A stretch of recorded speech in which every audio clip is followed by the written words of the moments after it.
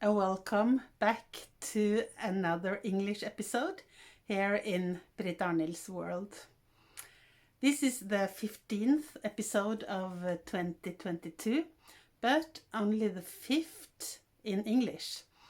I'm very sorry about that, but well, what can I say? There are no excuses actually, but it is of course much easier for me to make episodes in Norwegian, my mother tongue. But as I have had a plan to do one Norwegian 1 week, and then an English one the next week, and then Norwegian, then English, and so on,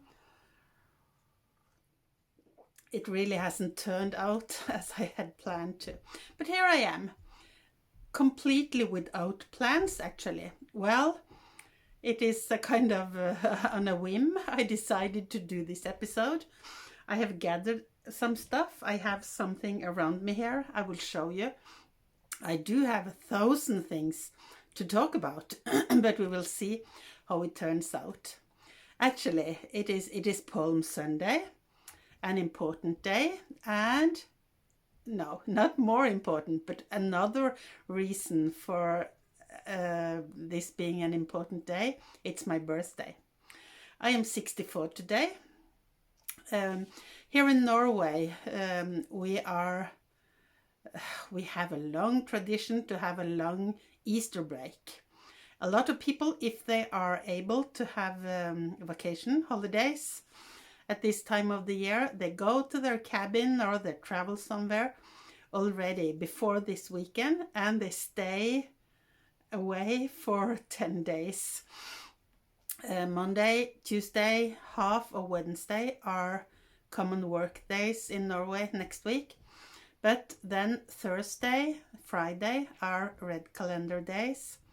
Then the Easter weekend comes, and also next Monday, the day after Easter Day, is a red calendar day here in Norway.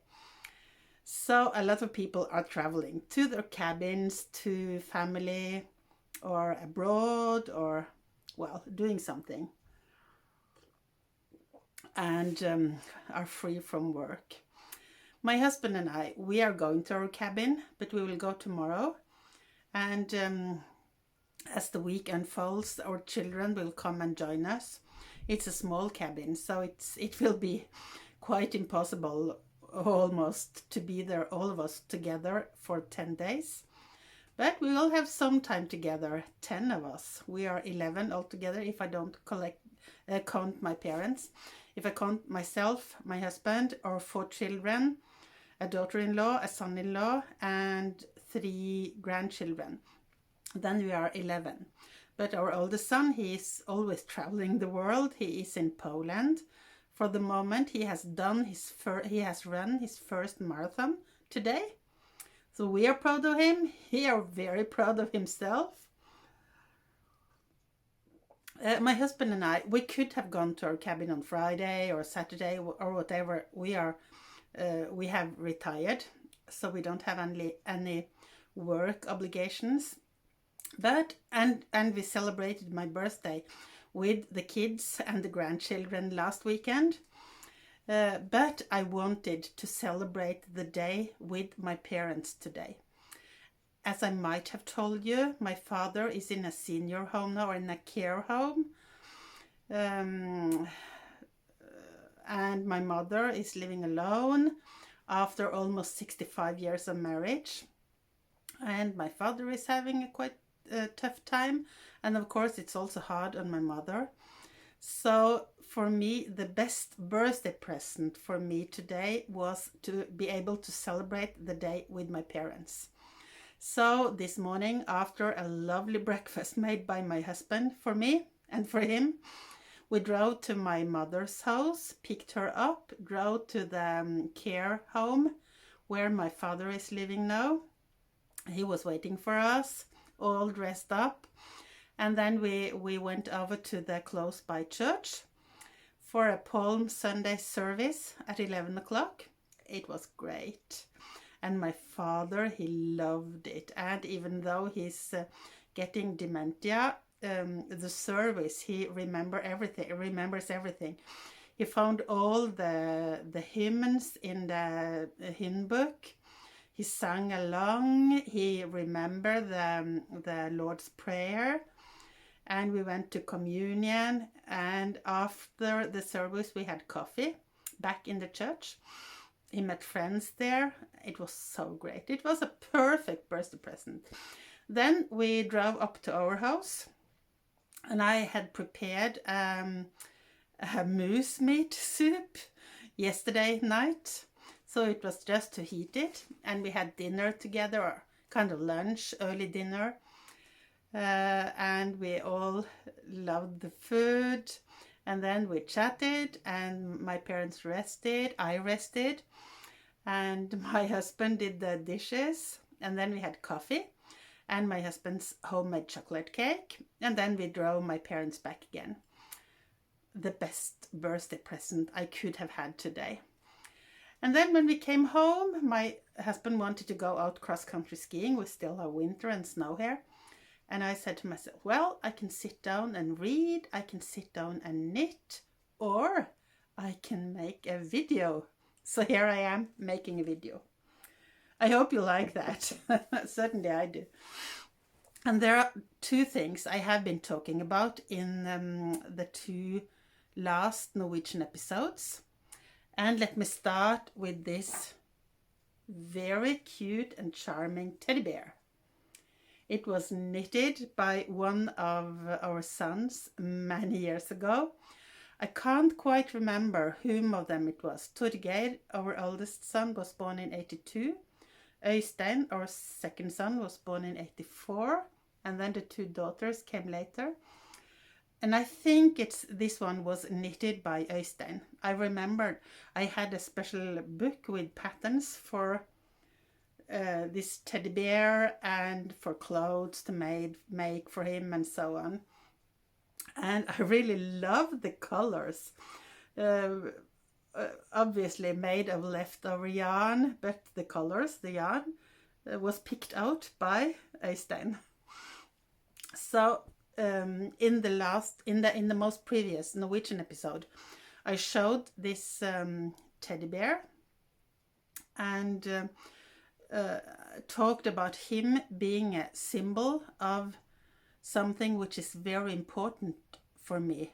It's about, since I haven't made any preparations, I'm not quite sure about all the English words there, but it's about climate. It's about sustainability and the climate changes and all the challenges we're having for the moment.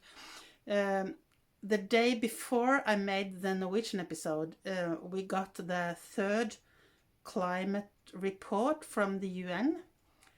And of course, it's very challenging.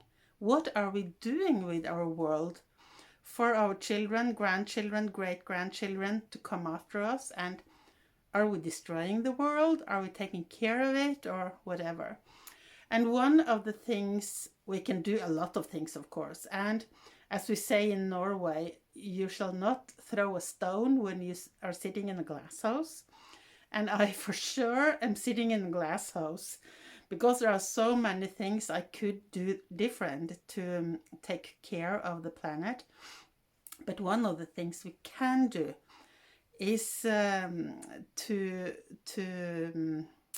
think sustainability in our knitting. And this teddy bear will be a kind of mascot for this. He will get a name. I kind of created, I created kind of a competition, or I asked if people can help me to find a name for him or her in the Norwegian episode. So we will see what a name will be. But he or she will be a symbol for knitting with leftover yarn. It's when we are knitters, when we are avid knitters, we love to buy yarn. Many of us really love it. I don't have a very huge yarn collection, but I do have a lot of leftover yarn. I have been knitting for almost 60 years now, and I have never thrown away any yarn. I have sometimes given away to schools or kindergartens, but except from that, I take care of everything. And I do make a lot of stuff with my leftover yarn, like this shawl, which you have seen back here many times. It's dark, so it's not easy to see it, but it's made completely of leftover yarn. I do have a shawl back here as well. This is something I have talked about a lot in my episodes, especially the Norwegian ones. This one is also made completely by leftover yarn.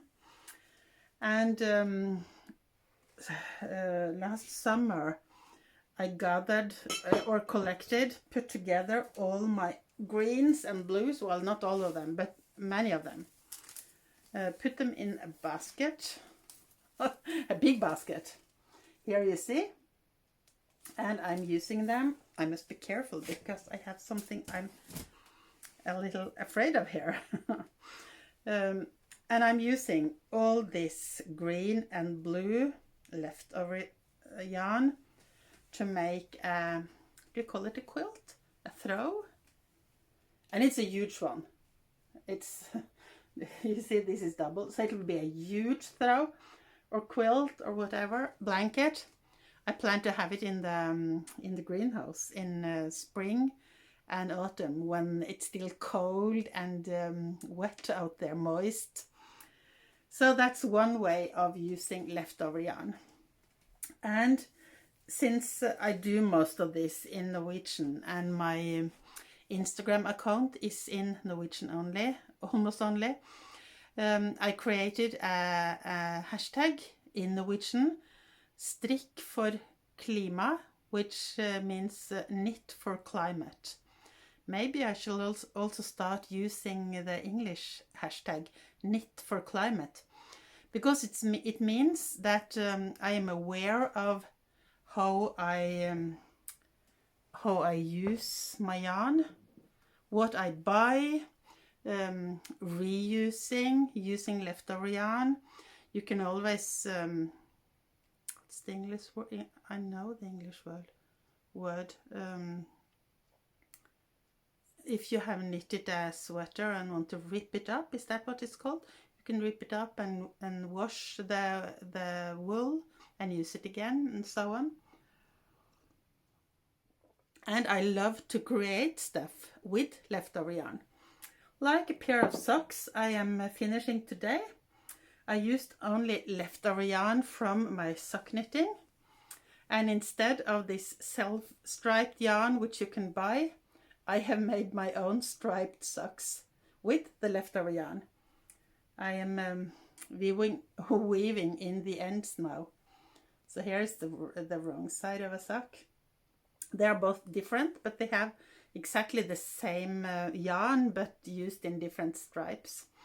So that's a way of doing it. And when I'm weaving in the ends, I always even keep these small threads, short threads, and I put them in a glass jar. And if I knit, what can I say?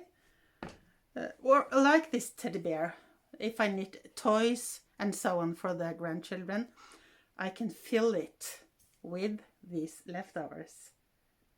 So that's one way of taking care of the climate. Knit for climate, strikk for klima. I will make this English hashtag as well and put it on all the photos I have posted on Instagram so far. So that's what I talked a lot about in the most previous Norwegian episode. The episode before that, I had a lot of fun because I was talking about paper dolls. Many of you might have seen the videos and seen me showing things. I showed this magazine, Home Companion, which you might know. It's not in the market anymore, but it's a Mary Engelbreit magazine. It was running for many years, Home Companion, and I had the subscription. I think it was a gift subscription. Kathy, I think it was from you, at least the first year. And I have all my old Mary Engelbrecht's Home Companion at the cabin. And my husband and I, we were at the cabin a couple of weeks ago, and I was sitting there with so much pains in my fingers I couldn't knit much. I'm much better now, luckily. So I was looking through a lot of old Mary Engelbrecht magazines, and I found this interesting article about collecting paper dolls. It's 3 generations, a mother, a daughter and a granddaughter, collecting paper dolls. And I used to collect a lot of paper dolls. Many of them has been thrown away or lost or, I don't know, given away maybe.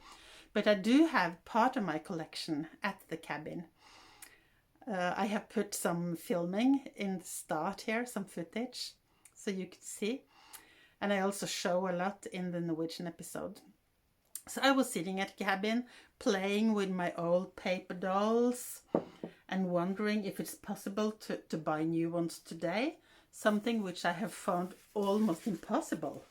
Well, you can find on eBay and pages like that, but then they are quite expensive. So I said to myself, it is possible to draw someone and paint myself. So I started drawing these funny little guys, and I continued to draw clothes for them. I'm not finished yet. And these are not going to be cut out. It's just a lot of fun making them.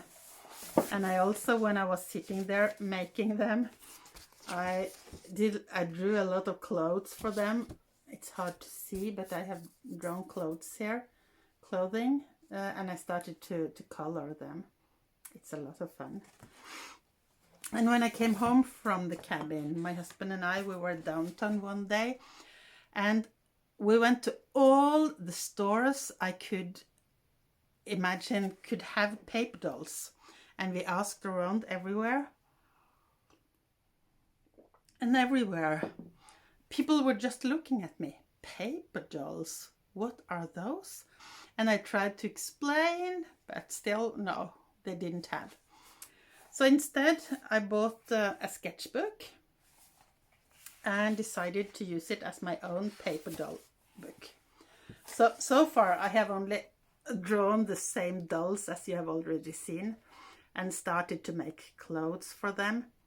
But I do have a lot of plans on what to do in this sketchbook. It's a kind of, what shall I say? Well, it's very nice to just sit down and draw a little, color a little. So I'm going to play a lot with paper dolls the coming months and years, hopefully. So that's something I talked about. One more thing before I end this episode. It's Easter and I am a collector. I collect so many things, so much stuff.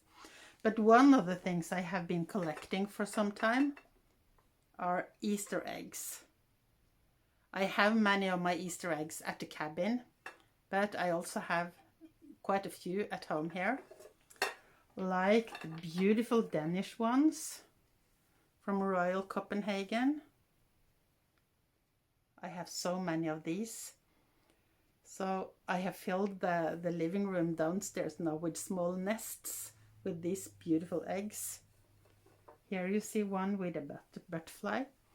You know, both the eggs and butterflies and other things also are a symbol of, is it resurrection? What's the English name? To become live again, like Jesus did on Easter Day. So they are Easter symbols. I have 2 beautiful eggs here, which I bought in Austria. Hello, Dagmar. I bought them near you many years ago. They are hand embroidered. Frohe Ostern means happy Easter. And you have this Jesus, Jesus, King of the Jews. Is that what the GHS stands for? I'm not quite sure. Or I can't quite remember. You have a cook, which is also an Easter symbol. And you have the lamb. Jesus was the lamb. I do have a lot. I could have showed you a lot. I have a beautiful one made in glass by my dear friend in Venice, Mauro.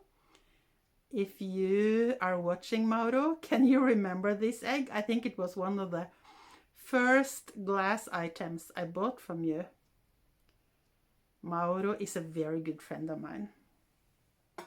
I have one in marble, which is also bought in Italy, in I don't remember the name, but it's up in a mountain village in Tuscany somewhere. The city of the village of marble. I do have some in wood, beautifully decorated. I should have done this in a much more professional way, but you can still see them. And I have some very beautiful ones. These are real eggs with the white and the yellow blown out. Suddenly I couldn't remember what you call the yellow. I'm sorry about my English. I think you all have to learn Norwegian to follow my podcast. And here it's some kind of golden thread, making a beautiful pattern. I have several of these in different patterns. Yeah. And here is another one. You see, they are different. I have so many of my Easter eggs at the cabin, so I look forward to come there tomorrow and decorate there. Here is one carved in wood. It's a small one. Many of them are from Eastern Europe. They have a much more alive tradition than we have here in Norway. I have two very beautiful Danish ones here. They are all of these, or many of these, are meant to be hung in kind of Easter tree branches, which we take in from the garden or from the nature, put them in water, and during the 10 days of Easter and Easter time after Easter day, they will get buds, maybe flowers, and in the end leaves. But I prefer, well, I do have an Easter tree down in the living room also, and I will make one at the cabin. But most of my collection I just have in a bowl or on a plate. These are Danish, aren't they beautiful? So Easter eggs is one of my collections. I love them. I'm looking at my table here because I also collect nativities. I think I hadn't planned to show you this, but I do anyway. I think I have talked about this in my Christmas episode, Advent episodes, because I have a huge collection of nativities, and I'm trying to catalogisere, we say in Norwegian, to sort them and to make a list of all of them. I have made a blog which I called Julekrybber, Nativities, and I started the 1st of January, and my plan is to blog about one nativity every day this year for as long as I have a nativity to blog about. So I have come to about 100 now, and I still have a long way to go, believe me. So I think this is what I had not planned to, but on an impulse, on a whim, wanted to talk to you about.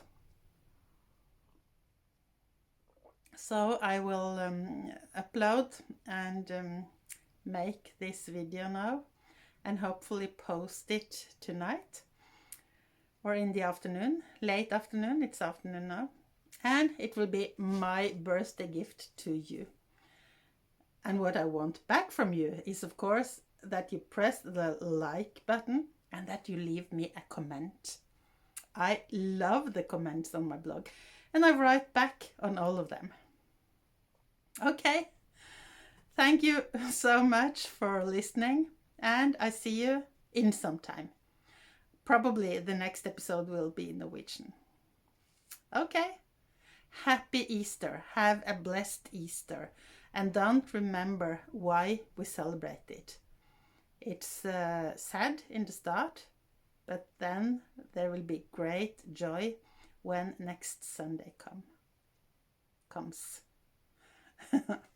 Okay, bye-bye. See you later.